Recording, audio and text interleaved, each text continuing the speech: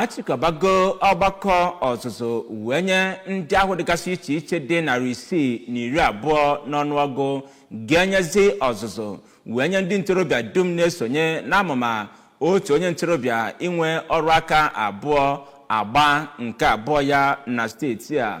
Ya bụ ọzụzụ achịkọbara ndị a bụ nke were ọnọdụ n'ogige International Convention Center nke dị n'Ọka, bụkwazi ebe a nọ wee gbara ha n'anwụ ihe dum gọọmenti steeti a na-atụ anya n'ebe ha nọ. Ka eji ike abana kọchapụrụ gị akụkọ a.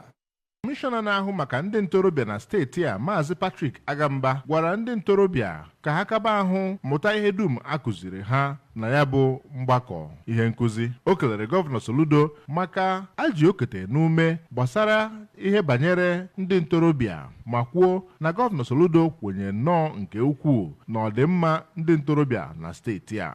Onye ndụmọdụ pụrụ iche nyegara gọvanọ na Innovation na Business Incubation Nwaada Chinwe Okoli kwuru na ihe na-echu Gọvanọ Soludo ụra bụ ka e nwee ihe mepụtara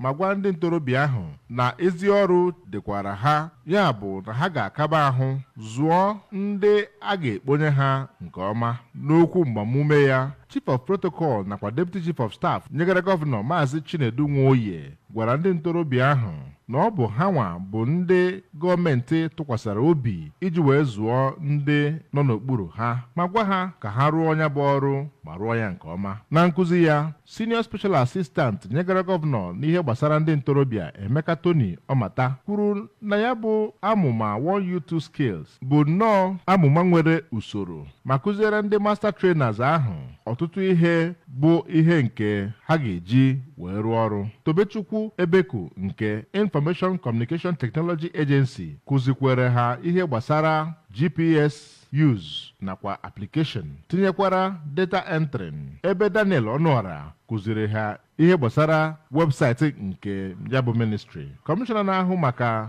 ụkpụrụ ọchịchị, echichi nakwa ihe na-eme n'obodo dị iche iche Maazị Tony Collins Nwabunwanne tinyere ndị ọzọ bụ ndị bịara ya bụ mmemme. Eji ike abana maka akụwa ABS.